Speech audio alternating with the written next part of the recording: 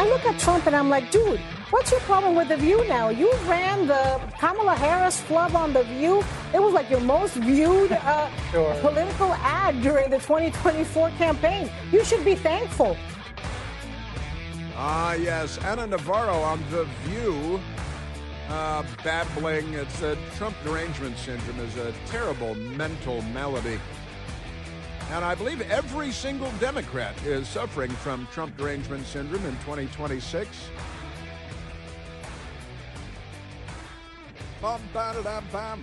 The left-wingers at Politico in Washington, D.C.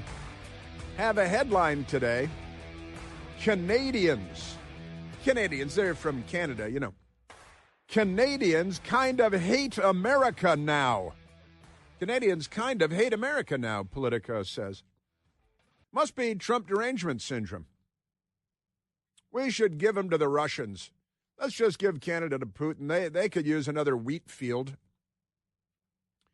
Canadians kind of hate America now. Our new poll shows just how much. Now, my friend Marty shot this along and said, are we supposed to care now whether Canadians love us or hate us? What's the, I don't think that we have to care much, do we? I don't think so. Kind of an amazing thing, but they've got a new poll, the Politico people.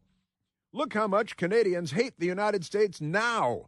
This is Trump derangement syndrome in a headline right here at the Politico. Everybody's a left-winger there. It's not just about the trade war, as there's no trade war, but that's okay. Nearly half of America's neighbors to the north now think the U.S. is a bigger threat to world peace than Russia. See, this is because of CNN and Democrat news media.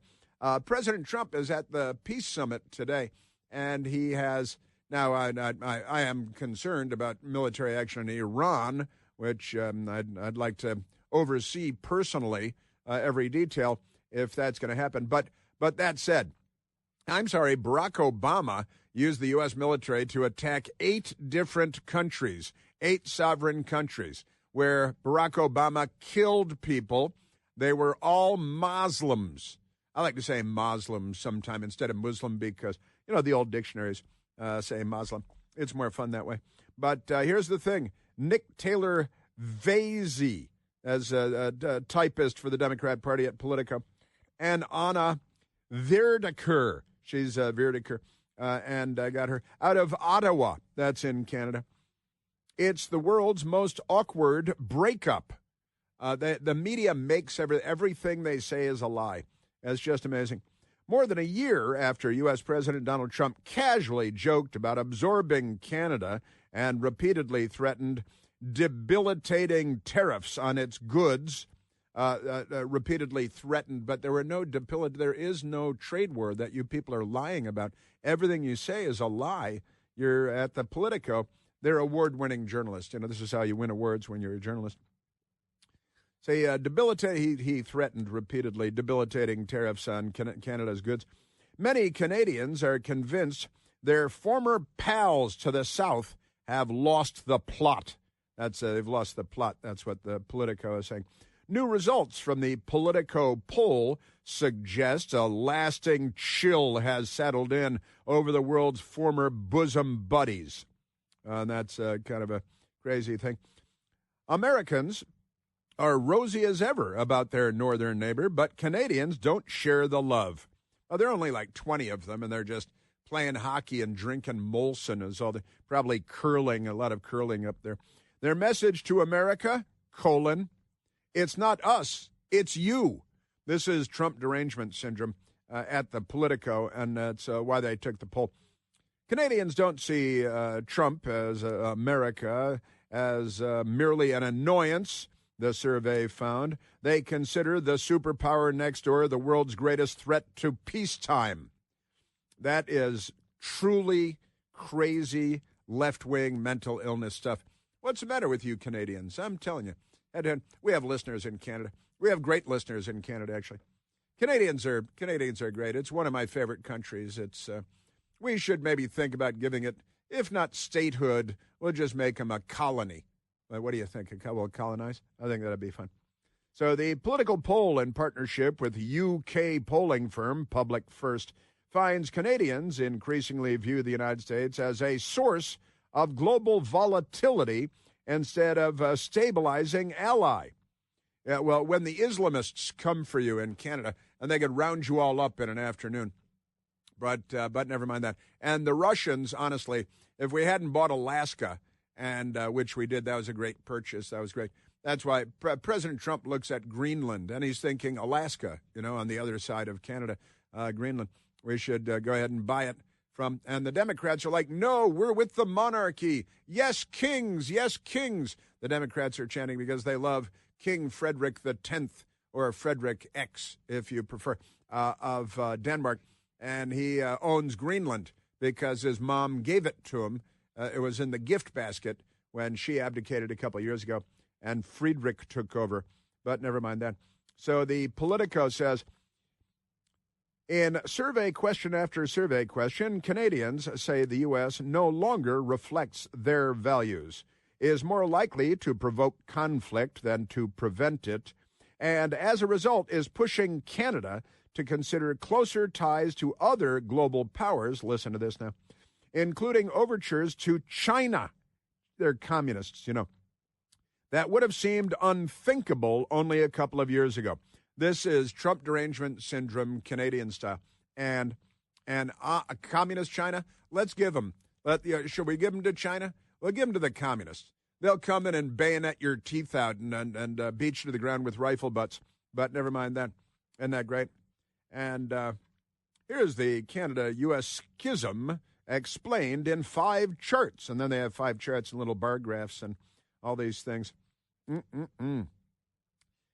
Share of Canadian adults split by party who agree or disagree that the United States is a reliable ally. And 58% say, yeah, a reliable ally. And, they have, I said 58% say, no, the U.S. is not a reliable ally. That's it. We're going to have to take over Canada. They got 5 charts. And Canadians, they're turning because they get their news from lefties, and they've got a lot of lefties in Canada, of course. They lots and lots. You go to Vancouver, they call it Hongcouver out there because of all the Chinese. But you want to invite the Chinese in, you better cinch your belt tight, because the Chinese, when they decide to come for you, they'll take you in no time at all. Isn't that great? Yes, sir. There are already memes all over the place, too. When you think you hate America, but deep down, you really just hate yourself. That's a little Canada thing they got down. The second largest country in the world, geographically. Second only to Russia, where Putin, who's a communist, would like to take Canada to Democrats. All right, let's go to, that's a pretty wild thing. And here's the thing, Americans really don't care what, take another poll, get another answer. You know what I'm saying? There you go.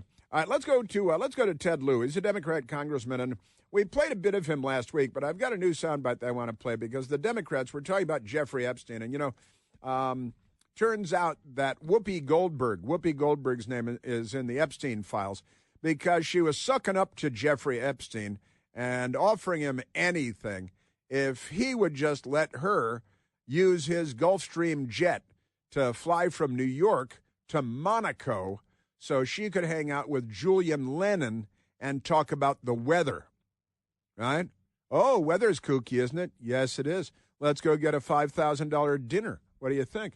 Yeah, you bet. But here is Democrat Congressman Ted Lieu last week in the Pam Bondi hearing on Capitol Hill, and it's just amazing. The Trump derangement syndrome is going wild. You said there's no evidence of crime. I'm showing you. Here is a witness statement who called into the FBI's Threat Operations Center. He drove Donald Trump around in a limo. He overheard what Donald Trump said to Jeffrey on his cell phone. He was so angry, he was going to stop the limo and hurt Donald Trump. And he met a girl who said she was raped by Donald Trump and Jeffrey Epstein. She later had her head blown off, and officers at the scene said that could not have been suicide. no one at the Department of Justice interviewed this witness. They say that Ted Lieu is a congressman in the United States House of Representatives, and he says an anonymous, unnamed, Uber driver or limo driver, because Trump always has random limo drivers, and he insinuates that President Trump was on the phone with Jeffrey, therefore it must be Jeffrey Epstein, and they're all and that there was he met a girl who said that she was the anonymous driver, met a girl somewhere who's also anonymous, who said she was raped by Trump, right, and Epstein, and then she had her head blown off, and police said it couldn't have been suicide. So Congressman Ted Lieu should be sued for $1 billion by Donald Trump for making up all of this fantastical stuff. And he didn't produce any of it in the hearing with the Attorney General Pam Bondi there. But he said that, and the driver was so upset by what he became aware of that he almost pulled over, but he didn't pull over because that'd be and commit violence against Donald Trump, who would beat the hell out of him. And this is all pure fiction.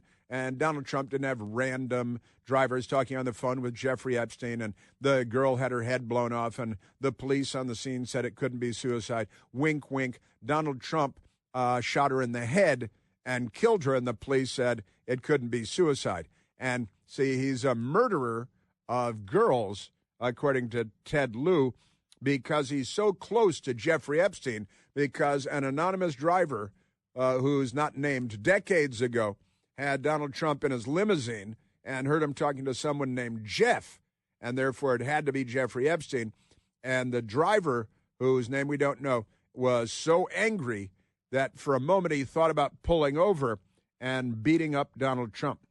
And then a woman had her head blown off, and wow. And no one at the Department of Justice interviewed. Now, they had 4 years they had all those documents during 4 years of Joe Biden, and Joe Biden had the House and the Senate for a couple of years. These people are pathological liars. Ted Lieu is a psychopath and a pathological liar, and he's making up these fantastical things. And it turns out documents appeared today that show that Ted Lieu has forcible sex with monkeys at the zoo every Wednesday afternoon, and that all the monkeys have committed suicide because he gave them a gun and then the monkeys so they wouldn't be able to tell the tale. But we're just making stuff up, so it's kind of fun. Here's Ted Lieu with Attorney General Pam Bondi in the hearing last week, and there he doesn't like Jeffrey Epstein, who is a lifelong Democrat and a Democrat Party fundraiser, and all this. And no, people really have to be. People are in big trouble, like Prince Andy. Epstein should rot in hell. So should the men who patronize his operation. And as we say here today, there are over 1,000 sex trafficking victims, and you have not held a single man accountable. Shame on you. If you had any decency, you would resign right after this hearing concludes. The gentleman has expired. May I respond? Yeah, I don't know how you respond. No one can. I did not ask a question, Ms. Head. You're allowed to. I did not ask a question. Crime in California. I didn't ask a question.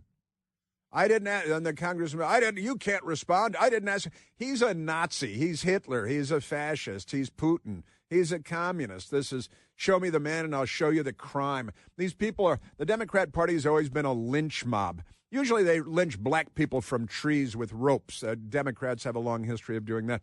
That's the Democrat Party. But what is it? Yeah, rot in hell. And she blew her head off. And police said she didn't commit suicide. And an anonymous driver that nobody's spoken to said he was angry and almost pulled over but didn't. And this is the emotional mental breakdown that the congressman was having. Now, that we had those from the Pam Bondi hearing. But another video has emerged of Ted Lieu from February 3rd, where he appeared on C-SPAN. And he's with another Democrat having a mental breakdown, and they're both having mental breakdowns. But here's Democrat Congressman Ted Lieu. And listen to the, first of all, Bill Clinton. When Bill Clinton was president, Jeffrey Epstein came to the White House 17 times, and Bill Clinton flew on his jet, 18 times. And there are young girls on the jet all the time. But never mind that. Here's Congressman Ted Lieu on C-SPAN February 3rd having a mental episode. Why are Republicans so interested in Bill and Hillary Clinton? It's because they're trying to distract from the fact that Donald Trump is in the Epstein files thousands and thousands of times.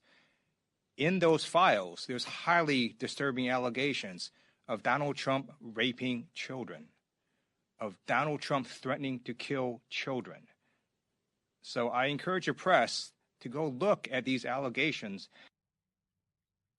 He wanted to encourage the press thousands and thousands of times raping children and threatening to kill children. All right. Ted Lieu was the second gunman in the John F. Kennedy assassination on the grassy knoll. And his shot was the one that actually hit Kennedy in the head, not the CIA rifle, the deep state. But there it is. He's actually a member of the House of Representatives accusing the president of raping children and threatening to kill children. And he thinks maybe the press should take a look at that. Well, you've seen all this in the Epstein documents. Trump made them public. Biden didn't. And did the Biden Justice Department look into any of these claims? This is the stuff they say. Ted Lieu, member of the U.S. Congress.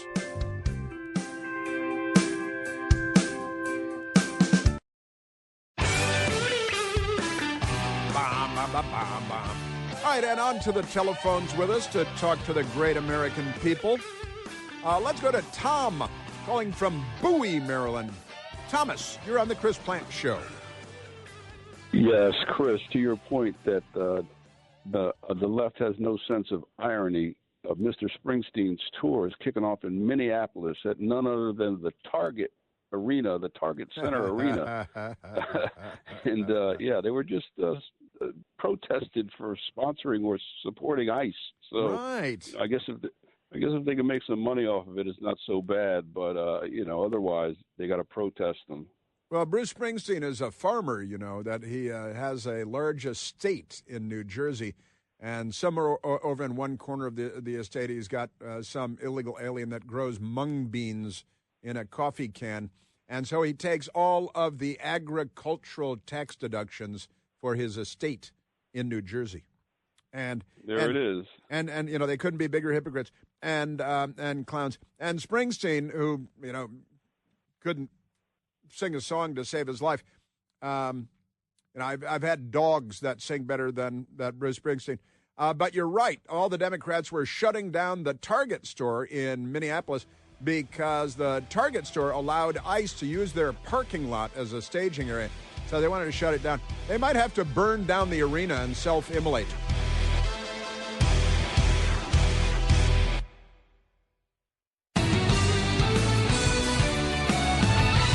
All right, Canada. I don't know. We might have to deal with Canada. They also keep sending cold weather our way, and I think we've had about enough of that, haven't we? I think so. All right, let's see. Let's go to the telephones. Let's talk to Ed, calling from Alexandria, Virginia. Eduardo, you're on the Chris Plant Show. Oh, don't you know, Chris? This is Monsieur Bean from Canada, and I take great offense to you saying we Canadians do not like Americans. Well, it was just my Politico poll. I was reading the Politico poll, and they're convinced that Trump derangement syndrome has overtaken Canada. But we love Florida and the beaches. Are you really a Canadian?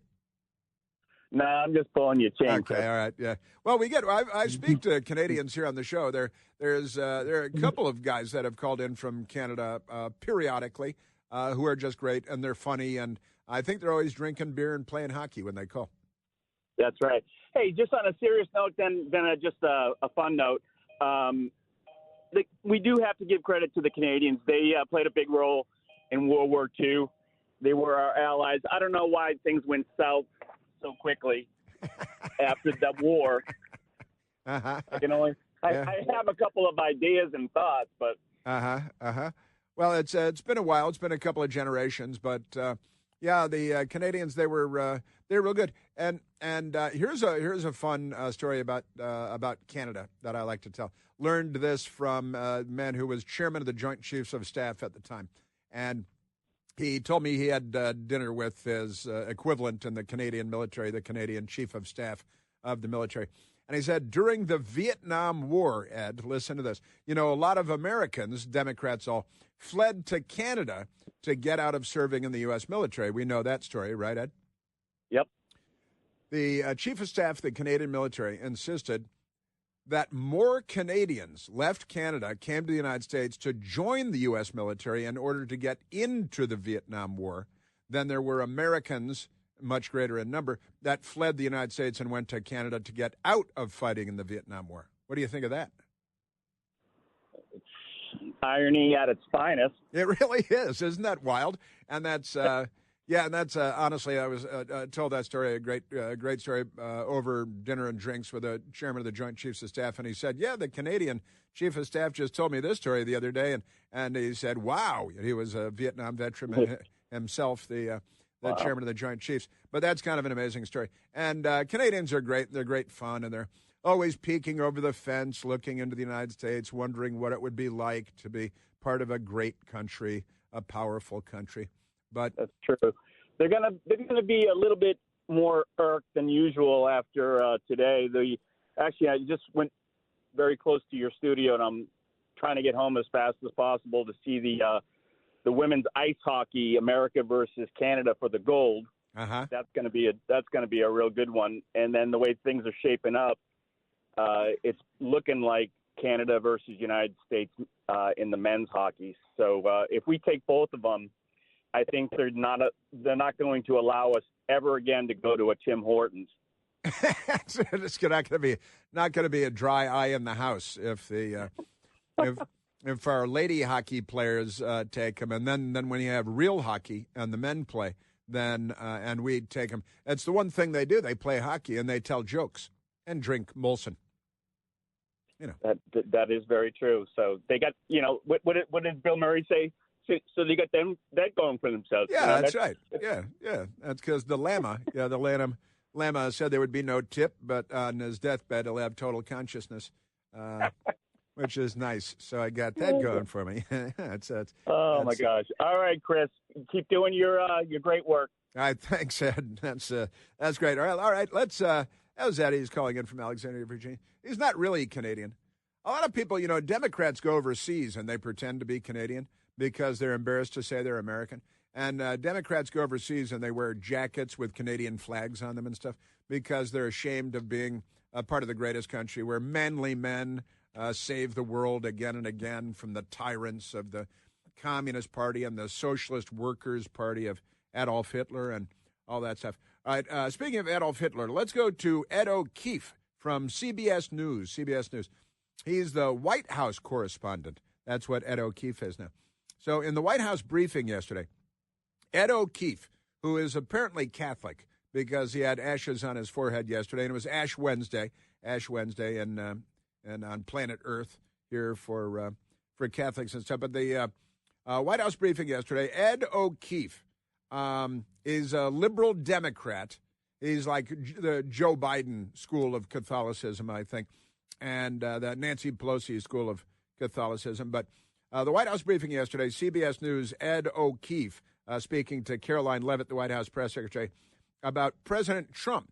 And for some reason, Ed O'Keefe was rankled. He said, President Trump said that people have falsely called him racist.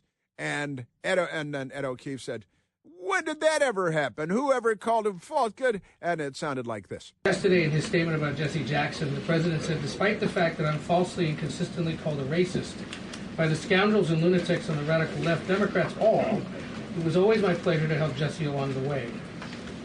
Where or when does the president believe he's been falsely called racist?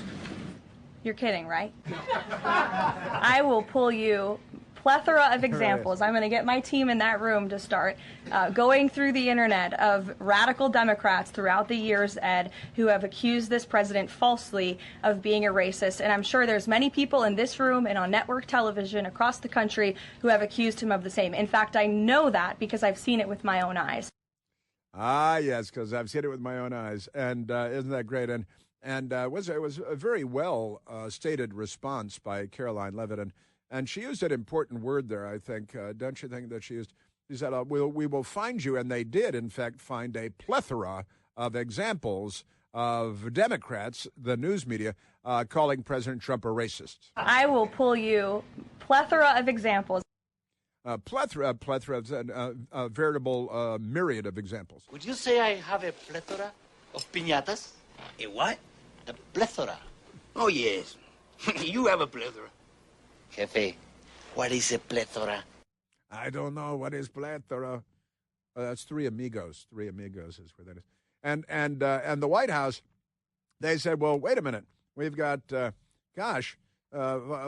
falsely called just racist. And they started pulling examples, and it was pretty funny because they got Yamich Alcindor, who's a left-wing radical racist, and pulled her NBC White House correspondent, Yamich Alcindor, hired for all the wrong reasons and promoted for all the wrong reasons, accusing President Trump of using racist terms. See, when he called the COVID-19 the Kung Flu, I prefer to call it the Wuhan Red Death because it's from Wuhan, which is a city in China, and the Wuhan Institute of Virology, and the communists are red, just like the Democrat Party, which is why I don't use red state and blue state, because the communists are red, and that's the Democrat Party. But isn't that amazing? So, yeah, Yamich said, oh, you called it the Kung Flu, which is kind of funny. And so that's racist, according to the racist Yamich Alcindor, right? And then Weijia Zhang from CBS News similarly called Trump, said he used racist phrases during the pandemic because he called it the Kung Flu and the Wuhan Red Death, maybe. Geraldo Rivera, who everybody knows, he's still looking for Al Capone safe, I think. Former longtime friend of the president's, referring to Trump's crackdown on migrants as racist government policy. And then, wait a minute, the White House found Ed O'Keefe himself, who asked the question at the White House briefing yesterday. Ed O'Keefe himself tweeted in 2019 on Twitter. He said, watch, in all caps. President Trump receives backlash and support over tweets. You see the racist tweets because Ed O'Keefe, now again, he's the guy asking the questions, and here nobody's, and the funny thing, as president, he's been falsely called racist. And here's Ed O'Keefe's tweet that the White House put out. And Ed O'Keefe said, President Trump receives backlash and support over his racist tweets. Right. And then Ed O'Keefe said, and I discussed that in the latest campaign news, and then he's promoting his thing after calling Trump a racist, right? And then Ed O'Keefe supports aborting 40% of the black babies in America and snuffing out their innocent little lives because that's what Democrats do. And, they're the party of slavery and the bullwhip. But never mind that. So it was kind of a funny exchange at the White House. So I'll give you a plethora of examples. And then, of course, President Trump held an event for Black History Month at the White House yesterday after the briefing. And Caroline Levitt thought that might be worth mentioning to Ed O'Keefe. The president very much looks forward to having an event later this afternoon at 3 p.m. to celebrate Black History Month and to talk about how his policies are advancing opportunity and prosperity for all Americans through record tax cuts, through the Trump accounts that all Americans can access regardless of race. These are a great thing for the next generation of Americans. The president has also awarded hundreds of millions of dollars in additional funding to strengthen educational outcomes at historically black colleges and universities across the country. That all sounds good, and it's true. He did Save Bailout Fund. We call them HBCUs because everything has to be an abbreviation. or an acronym, preferably an acronym. Isn't that amazing? And that's just great. But she wasn't done yet because she's like, I'll show you. There is a lot this president has done for all Americans, regardless of race, and he has absolutely been falsely called and smeared as a racist, and I'm happy to provide you those receipts, and we gladly will right after this briefing. And then they provided Ed O'Keefe with his own tweet talking about President Trump's racist tweets. How could a tweet be racist? And you saw President Trump, he tweeted this thing out last week, and somebody dropped in at the end of a video that goes on and on. And it was about voter fraud. And then somebody dropped in a meme off the internet at the very end. And I've got to say, I watched the video the first time. I'm like, where's the racist thing? You get all the way to the end, and for about a second, maybe a second and a half, there is a picture of Barack Obama and Michelle Obama, and they have like chimpanzee suits on or something. Chimpanzee suits on. And whoever put that together is racist. But President Trump is a busy guy, and he watched this video on voter fraud, and obviously didn't watch it all the way to the very end with the 1 second of a Democrat meme. President Trump was significantly ahead. When reporting and counting resumed, there was a massive spike occurred that favored Joe Biden. This is the video that President Trump, and that was the whole, and in the jungle, the mighty jungle, the lion sleeps tonight, and there was and it was a racist picture that was in the end of the video. But you know, you got to get Trump. Isn't that amazing? Also, because they brought it up, and that's a case of President Trump being in a hurry and rushing through, and I'll repost this. It's about voter fraud and Democrats stealing elections and stuff. And then for that long, the mighty jungle, that was and at the end of the video, it's like that. But yesterday, Black History Month at the White House, as Caroline Leavitt mentioned, and it was a very nice event, a wonderful event. They should have a Black History Month every year on Black History Month.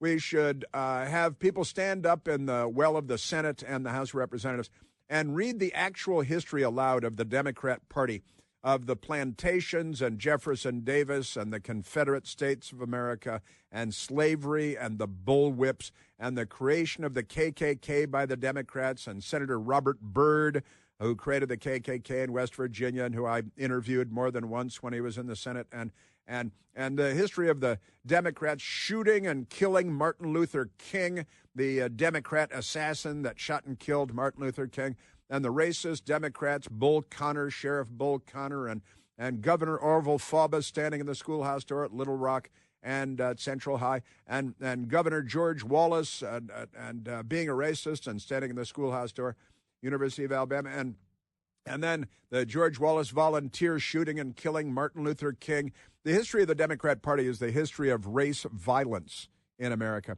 But at the White House at Black History Month yesterday is wonderful. There was a woman there who's the grandmother, sadly, of a man that was murdered in Washington, D.C., a young black man, and her name is Forlesia Cook. Forlesia Cook was wonderful. I like her. Please. I like him, too. One thing I like about him, he keeps it real, just like Grandma.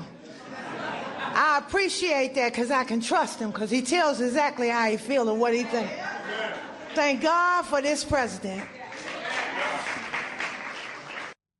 I was listening to her and I thought she sounds like Flip Wilson doing Geraldine. Sounds like, but she's very nice, very sweet. For Alicia Cook at the White House event yesterday. I am filled. My cup runneth over.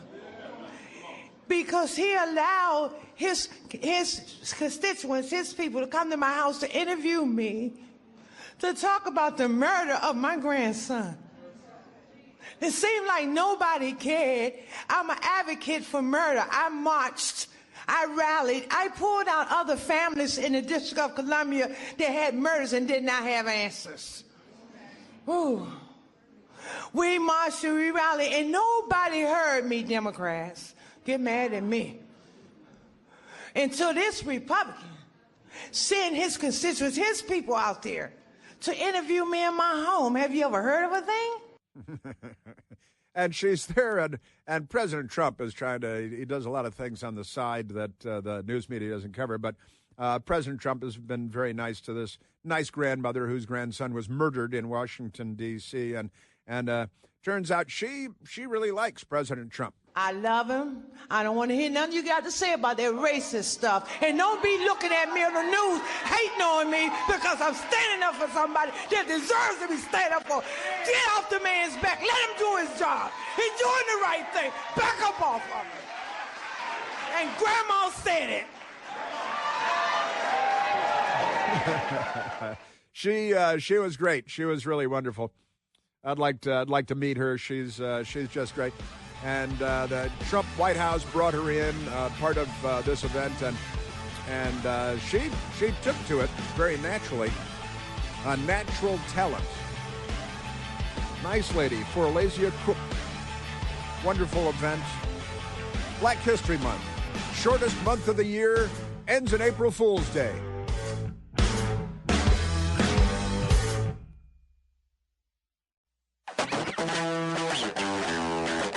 I went to Libs of TikTok yesterday for some reason, and I was watching all the mentally ill Democrats screaming at their phones about how much they hate everyone and want to kill everyone because they're all mentally ill. That's why they're SMIDs, severely mentally ill Democrats. And here's a crazy, screaming Democrat lady that really wants to kill Donald Trump. Here's the thing. I don't want impeachment. I don't want them to serve time. I want them taken into the city town square, hung from their ankles, and cut them from groin to chin! She wants them hanged upside down by their ankles in the city square and gutted from groin to jaw or something, and screaming at Trump and every Trump supporter and all of that because they're very unwell. Also, you saw that don't call him Prince anymore, formerly known as Prince Andrew. He's in jail. He's sitting in jail. He may go to prison for years. And interestingly enough, today is his 66th birthday, and he's in jail because of the Jeffrey Epstein stuff in Great Britain. And we got together a group of underage girls to sing him happy birthday because today's his 66th birthday in jail. Happy birthday, Andrew Mountbatten Windsor, formerly known as Prince Andrew. Happy birthday to you. Wee-haw!